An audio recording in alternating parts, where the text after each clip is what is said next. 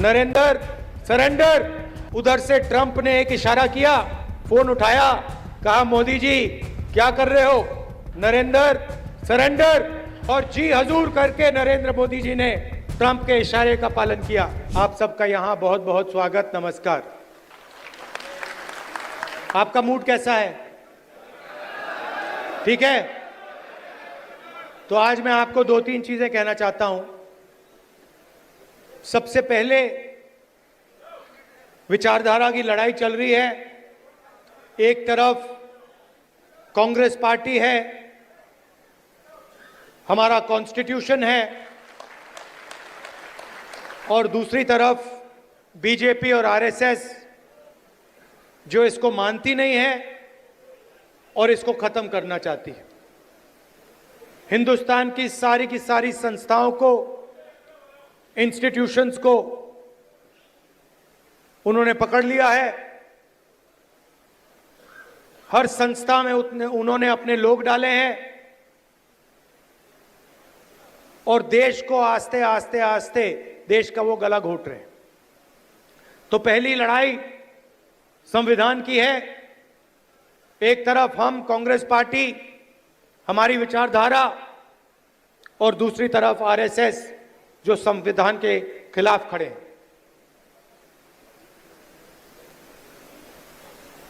दूसरी लड़ाई सामाजिक न्याय की। जीतू ने कहा, जाति जनगणना के बारे में बोला। पार्लियामेंट हाउस में, लोकसभा में मैंने देश से वायदा किया था कि कुछ भी हो जाए, जाति जनगणना लोकसभा और राज्यसभा में पास होगा।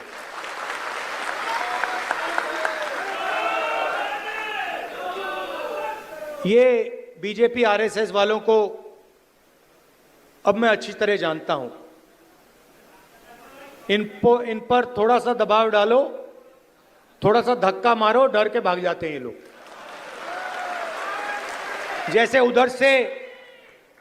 उधर से ट्रंप ने एक इशारा किया, फोन उठाया, कहा मोदी जी क्या कर रहे हो,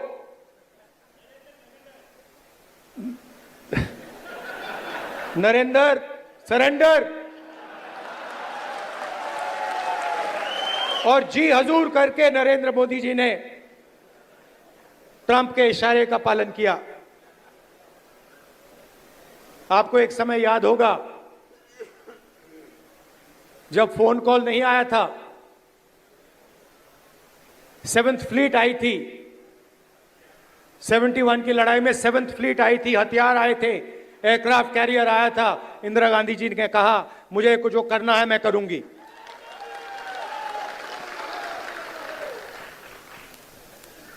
ये फर्क है, इनका कैरेक्टर है। ये सारे के सारे ऐसे हैं। आजादी के समय से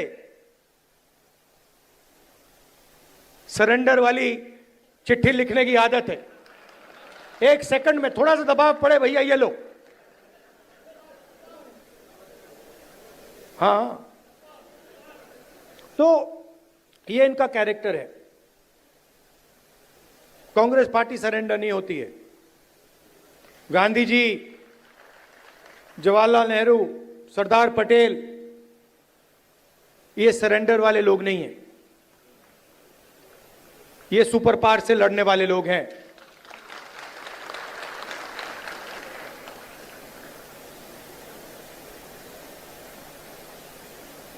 तो जाति जनगणना की बात मैंने कहा, देखिए आपको जो करना है करो। हम सामाजिक न्याय की लड़ाई लड़ेंगे और जाति जनगणना को हम लोकसभा में पास करेंगे। मोदी जी पहले कहते थे कोई जात नहीं है, फिर सिर्फ 4 जात हैं। चुनाव के समय वो ओबीसी बन जाते हैं। गडकरी जी ने कहा मोहन भगवत ने बयान दिए,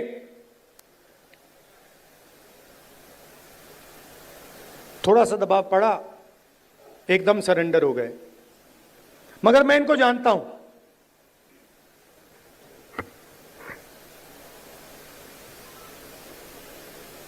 जैसे इन्होंने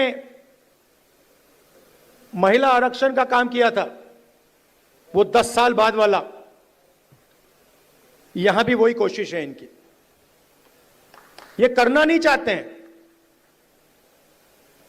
ये दबाव में आकर बोल गए हैं, मगर ये करना नहीं चाहते हैं, क्योंकि ये इस देश में न्याय नहीं चाहते हैं। ये अंबानी अदानी वाला देश चाहते हैं, अरबपतियों वाला देश चाहते हैं, सामाजिक न्याय वाला देश नहीं चाहते हैं। मैं आपको तेलंगाना की बात करना चाहता हूं। 2 मॉडल हैं जाति जनगणना के, एक तेलंगाना का मॉडल और दूसरा बीजेपी का बिहार का मॉडल, और जो उनकी सोच का मॉडल है। तेलंगाना में जाति जनगणना कैसे हुआ मैं आपको बताना चाहता हूं। बिहार में बंद कमरे में सवाल चुने गए, ब्यूरोक्रेट्स ने सवाल चुने, बिना किसी से पूछे, बिना जनता से बातचीत किए, बिना दलितों से पूछे, बिना पिछड़ों से पूछे, बिना अति पिछड़ों से पूछे, बिना जनरल कास्ट से पूछे, बिना माइनॉरिटी से पूछे, बंद कमरे में 3-4 सवाल लिखे, जाति जनगणना कर दिया। तेलंगाना में हमने लाखों लोगों से सवाल पूछा, दलितों के संगठनों से, आदिवासी के संगठनों से, उनके नेताओं से, और हमने उनसे पूछा कि देखिए हम जाति जनगणना करने जा रहे हैं, सर्वे करने जा रहे हैं, आप इस सर्वे में कौन से सवाल चाहते हो। 3.5 लाख लोगों ने हमारी प्रोसेस में एक साथ मिलकर सवाल निकाले, और उसके बाद बिहार में सेल्फ रिपोर्टिंग था। अगर आप बोलना चाहते हो तो बोलो, नहीं बोलना चाहते हो तो नहीं बोलो। तेलंगाना में हर व्यक्ति, हर परिवार के घर में सरकार के ऑफिसर्स गए और उन्होंने उनसे सवाल पूछे। नतीजा मैं आपको बताना चाहता हूं। जाति जनगणना में क्या पता लगा? तेलंगाना का जो कॉर्पोरेट स्ट्रक्चर है, प्राइवेट सेक्टर है, आप हैरान हो जाओगे। तेलंगाना का जो प्राइवेट स्ट्रक्चर है, प्राइवेट सेक्टर है, सीईओज, सीनियर मैनेजमेंट, कंपनी के मालिक, इन सब की लिस्ट में आपको एक दलित, एक आदिवासी, एक पिछड़ा वर्ग का व्यक्ति नहीं मिलेगा। यह सच्चाई है। तेलंगाना में जो भी कॉन्ट्रैक्ट सरकार देती है, सारे के सारे कॉन्ट्रैक्ट्स 5% लोगों को मिलते हैं। उसमें ना कोई दलित है, ना कोई आदिवासी है, ना कोई पिछड़े वर्ग का व्यक्ति है। यह सच्चाई है। हम कहते हैं हम सुपर पावर बनना चाहते हैं। दलितों की आबादी 15%, पिछड़ों की आबादी कम से कम 55%, आदिवासियों की आबादी 9%, माइनॉरिटीज 15%, सब जोड़ लो 90% बनता है। इनकी भागीदारी नहीं है। और वही चुने हुए अमीर लोगों को सारा का सारा दिया जाता है। उसी लिस्ट में कॉर्पोरेट सेक्टर की लिस्ट निकालो, बड़े बड़े ब्यूरोक्रेट्स की लिस्ट निकालो, उसमें आपको गरीब जनरल कास्ट का भी कोई नहीं मिलेगा। यह सच्चाई है। मजदूरों की लिस्ट निकालो, उबर ड्राइवर्स की लिस्ट निकालो, जो खाना डिलीवर करते हैं उनकी लिस्ट निकालो, और उसमें आपको पिछड़ा वर्ग, दलित, आदिवासी सब मिलेंगे। दो हिंदुस्तान बन रहे हैं, एक 90% का और दूसरा चुने हुए लोगों का 5-7% का। बड़ी बड़ी बातें होती हैं सुपर पावर बनेंगे, ऐसे कोई सुपर पावर नहीं बनता है। जब तक हम हर हिंदुस्तानी की शक्ति का नहीं प्रयोग करेंगे तो ये देश सुपर पावर छोड़ो आगे नहीं जा सकता है। यह सच्चाई है। जो भी सपने देखने देख लो, कभी नहीं हो सकता। हिंदुस्तान जब ही आगे बढ़ता है जब इस देश की पूरी शक्ति का प्रयोग होता है, जब सब लोगों को लगता है कि हमारी भी भागीदारी है, हमारा भी भविष्य है, हम भी आगे जा सकते हैं। आप मीडिया देखो, पूरी लिस्ट निकाली मैंने, मालिकों की लिस्ट, रिपोर्टर्स की लिस्ट, एंकर्स की लिस्ट। मुझे दलित एंकर का नाम बता दो, मुझे पिछड़े वर्ग के एंकर का नाम बता दो, मुझे आदिवासी एंकर का नाम बता दो, नेशनल मीडिया में बता दो कौन है, मुझे बता दो। जुडिशियल सिस्टम में जाओ, वहां आपको 90% नहीं मिलेंगे। मीडिया में आपको अंबानी जी की शादी दिख जाएगी, डांस गाना दिखेगा, मगर किसान भूखा मर जाए, मजदूर मर जाए, कभी नहीं दिखाई देगा। और पूरा का पूरा धन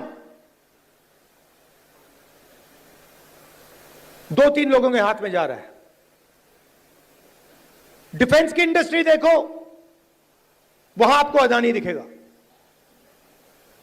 छत्तीसगढ़ में माइनिंग देखो, वहां आपको अदानी मिलेगा। अदानी की सड़कों पे चलो, इंफ्रास्ट्रक्चर भी उसका, सीमेंट भी उसका, और कोई है ही नहीं। मतलब इन 2-3 लोगों को छोड़कर ऐसा लगता है कि इस देश में कोई बिजनेस वाला रहा ही नहीं। उधर अमेरिका में केस लगा हुआ है अदानी के खिलाफ, मगर हिंदुस्तान में जो भी ये करना चाहता है कर सकता है। क्यों? नरेंद्र मोदी का दोस्त है।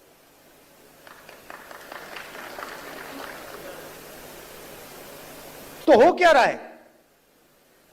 90% को परे कर दिया,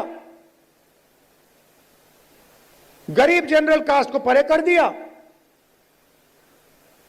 और सारे के सारे बिजनेस यही 5-6 लोगों को दे रखे हैं। नाम आप जानते हो। और ये क्या करते हैं? आप मुझे बताओ, अदानी बनाता क्या है? अदानी पूरा का पूरा चाइना का माल हिंदुस्तान में बेचता है।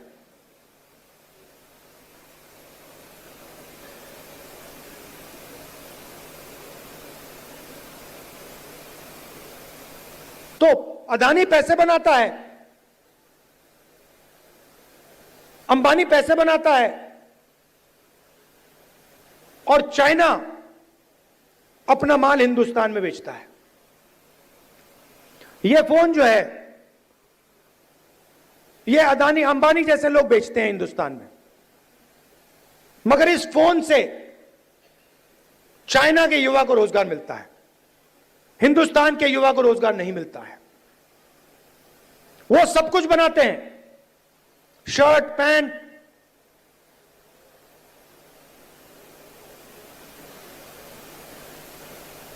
मोबाइल फोन, सोलर पैनल, और यहां पे बेरोजगारी फैलती जा रही है, फैलती जा रही है।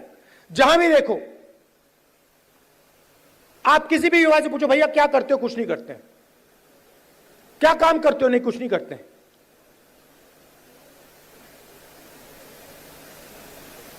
यह हिंदुस्तान की सच्चाई है और इससे छुपा नहीं जा सकता, चाहे मीडिया कुछ भी कहे।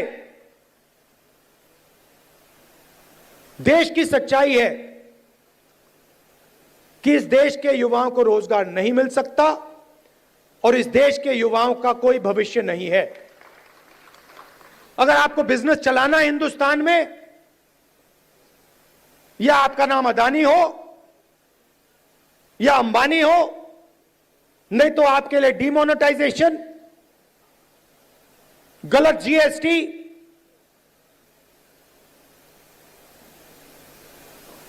या फिर आप उनके लिए जाके काम करो। जाति जनगणना पूरे देश को दिखा देगा इस देश में किस प्रकार से अन्याय हो रहा है,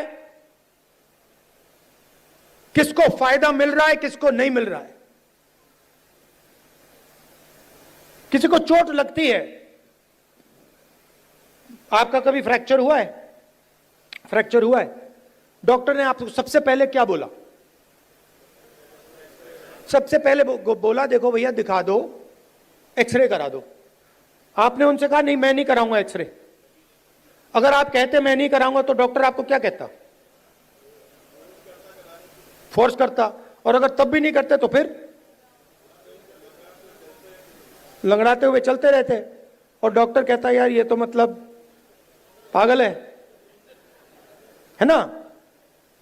तो मैं यही कह रहा हूं, पूरा देश जानता है कि दलितों को, पिछड़ों को, गरीब जनरल कास्ट को जबरदस्त चोट लग रही है। मैं सिर्फ कह रहा हूं देखो भैया एक्सरे करा लो, देख लेते हैं कि है क्या। शायद पता लगे कि कोई प्रॉब्लम ही नहीं है। शायद जाति जनगणना के बाद पता लगे कि कोई प्रॉब्लम ही नहीं है, सब कुछ ठीक है। कॉर्पोरेट सेक्टर में हर वर्ग के लोग हैं, जुडिशरी में हर वर्ग के लोग हैं, कोई प्रॉब्लम नहीं है, ठीक है। मगर अगर एक्सरे से पता लगा कि टांग टूटी हुई है तो कुछ ना कुछ तो करना पड़ेगा ना। तो इसीलिए बीजेपी नहीं चाहती है, क्योंकि अगर जाति जनगणना हो गया तो ये इनका जो अदानी अंबानी वाला मॉडल है ये वहीं खत्म हो जाएगा।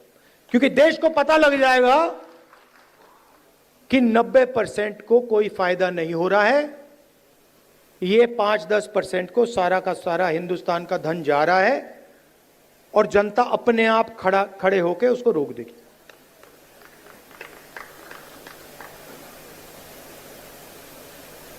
ये लड़ाई चल रही है। और तेलंगाना मॉडल जो है वो जाति जनगणना करने का सही मॉडल है। तो हम जो चाहते हैं, जो जाति जनगणना होगा, चाहे मोदी करे या कांग्रेस पार्टी करे, वो तेलंगाना मॉडल वाला जाति जनगणना होगा। थोड़ी सी मध्य प्रदेश की बात करता हूं। देखिए यहां पे इस स्टेट में कांग्रेस की जो विचारधारा है, कांग्रेस के जो कार्यकर्ता हैं, कांग्रेस की विचारधारा के जो लीडर्स हैं, उनकी कोई कमी नहीं है। यह भरा पड़ा हुआ है। इसी कमरे में बीजेपी को हराने का टैलेंट बैठा हुआ है।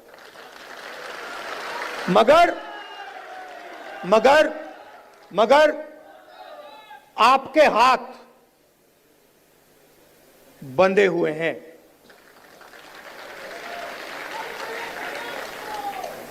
बंधे क्यों हैं? क्योंकि आपकी आवाज कांग्रेस पार्टी के संगठन में ठीक से नहीं सुनाई देती है।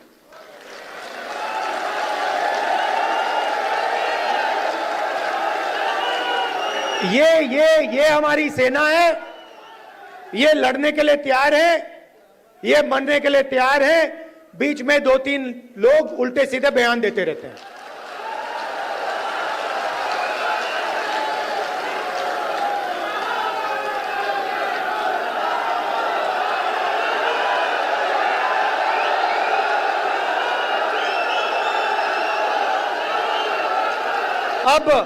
अब कोई ऐसे लोग हैं जो फ्रस्ट्रेशन में दे देते हैं, कोई ऐसे लोग हैं जो थोड़ा बीजेपी का भी काम कर लेते हैं,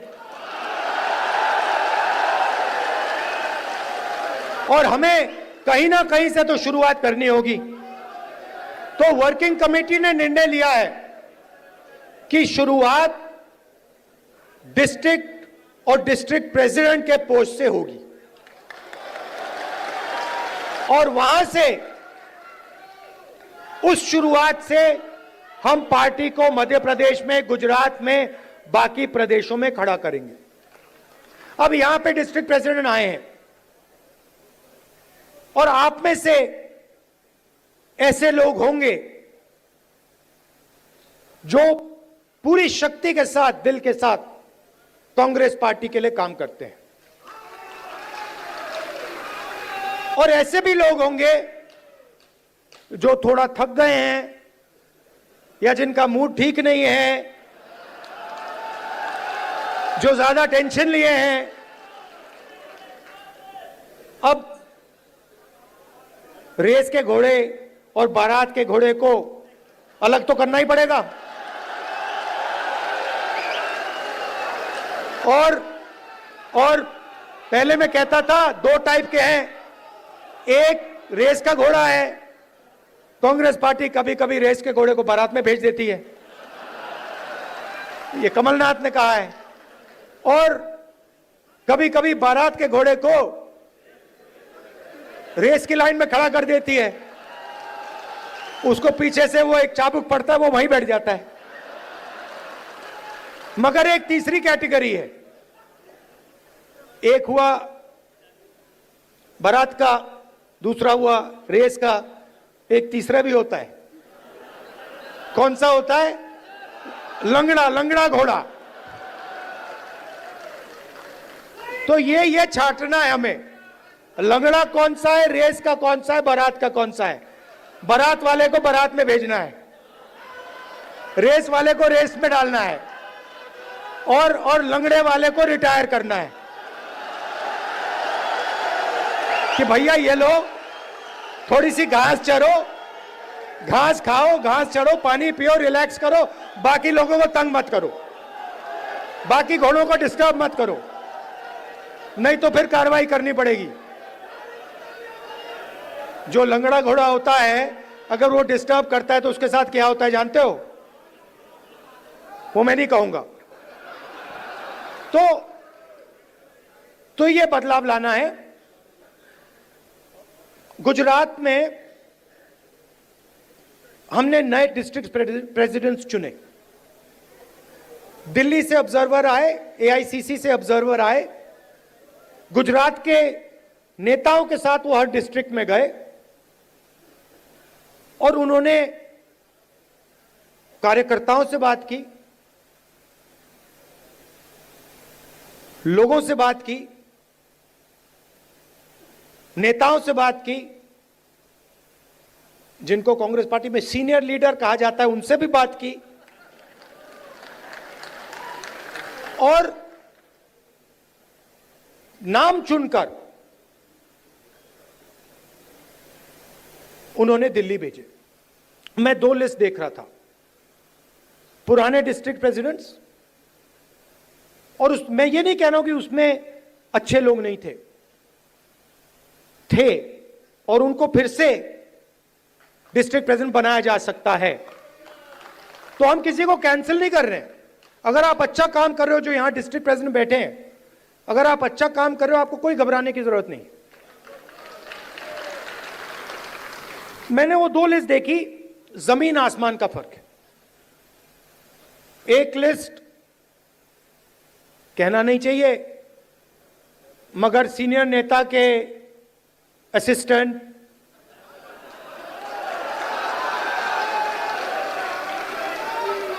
और दूसरी लिस्ट में पोटेंशियल फ्यूचर गुजरात की लीडरशिप, वही हम मध्य प्रदेश में करना चाहते हैं।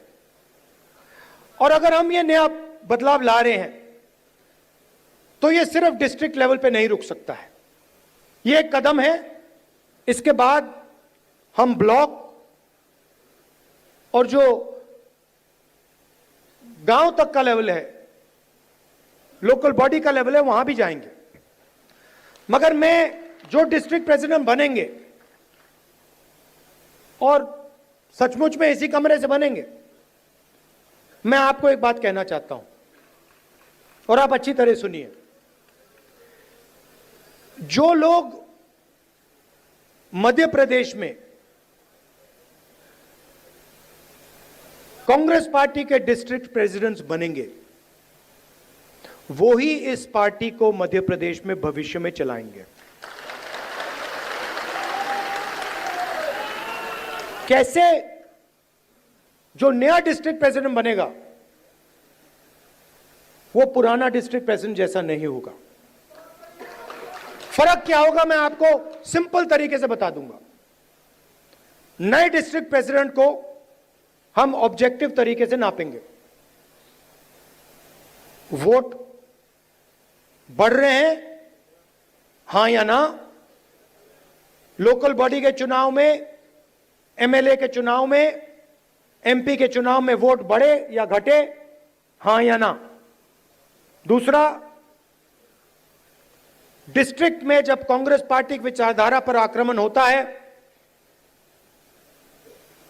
किसी दलित को, आदिवासी को, पिछड़े वर्ग को, गरीब जनरल कास्ट को, महिला को मारा जाता है, पीटा जाता है, दबाया जाता है, माइनॉरिटी को मारा जाता है, पीटा जाता है, दबाया जाता है, कांग्रेस पार्टी क्या वहां खड़ी मिली या नहीं मिली?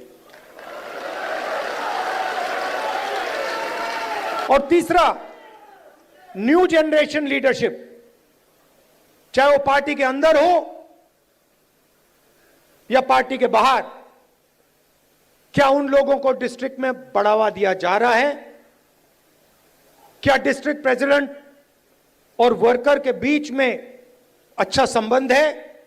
क्या डिस्ट्रिक्ट प्रेसिडेंट सबको एक साथ लेकर आगे चल रहा है या अपनी ही राजनीति कर रहा है? ये उसकी जिम्मेदारियां हैं। मगर जिम्मेदारी बिना पावर नहीं दी जा सकती है। मैंने आपको जिम्मेदारी दे दी, मैंने आपको माइक दे दिया और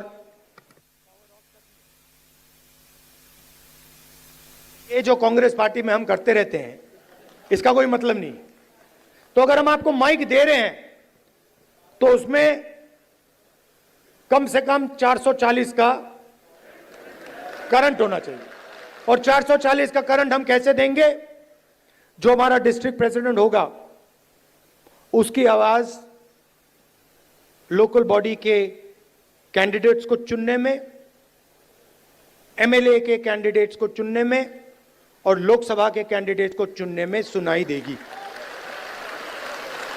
अगर कोई सोचता है कि वो डिस्ट्रिक्ट प्रेसिडेंट को अलग कर दे और वो कांग्रेस पार्टी में आगे बढ़ेगा तो वो आज के बाद गलतफहमी में है। तो हम 55 लीडर चाहते हैं मध्य प्रदेश के लिए, मध्य प्रदेश के भविष्य के लिए हम 55 लीडर को चुनना चाहते हैं। ये हमारे ऑब्जर्वर्स का काम है। और उसके बाद जैसे मैंने कहा, ब्लॉक का काम शुरू होगा, पंचायत लेवल का काम होगा, वार्ड लेवल का काम शुरू होगा। मगर ये एक बहुत गहरा कदम लिया जा रहा है। मैं जानता हूं कि आप लोग कांग्रेस पार्टी को आगे बढ़ाना चाहते हो और मैं जानता हूं कि आपको कितना फ्रस्ट्रेट किया जाता है। मैं यहां आपको यह बताने आया हूं कि मैं आपके साथ खड़ा हूं और जो भी कांग्रेस पार्टी की विचारधारा की रक्षा करेगा, जो भी कांग्रेस पार्टी को मध्य प्रदेश में बढ़ाने की कोशिश करेगा, उसके साथ मैं खड़ा मिलूंगा।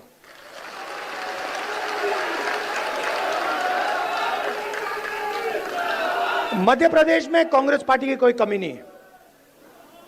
मैं आपको बता रहा हूं, आप मानो ना मानो, मैं आपको बता रहा हूं, जिस दिन आपने मन बना लिया, सिर्फ इस कमरे ने और किसी ने नहीं, जिस दिन इस कमरे में 20% लोगों ने मन बना लिया कि यार बीजेपी को उधेड़ के फेंकना है, उस दिन बीजेपी का आप परे कर दोगे।